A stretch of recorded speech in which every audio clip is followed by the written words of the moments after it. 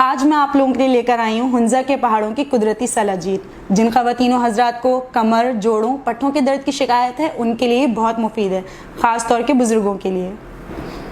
تو کیا آپ لوگ جانتے ہیں اصلی سلاجید کی پہچان کیسے کی جا سکتی ہے؟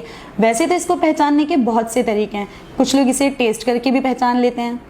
میں آج آپ کو سب سے آسان طریقہ بتانے والی ہوں۔ جب آپ سلاجید کو جلائیں گے، اگر تو وہ راکھ بن جاتی ہے تو وہ اصلی ہے، اگر اس میں سے آئل گرنے لگ جائے تو وہ نکلی ہے۔ آج میں آپ کو یہ طریقہ کر کے بتا رہی ہوں۔ یہ میں نے ماچس کی تیلی پر لی ہے اور اب میں اسے جلاؤں گی۔ یہ دیکھیں، یہ فوری سے راکھ بن گئی۔ یہ ہے اصلی سلاجید کی پہچان، یہ آئل کی طرح نہیں گری، یہ راکھ بن گئی۔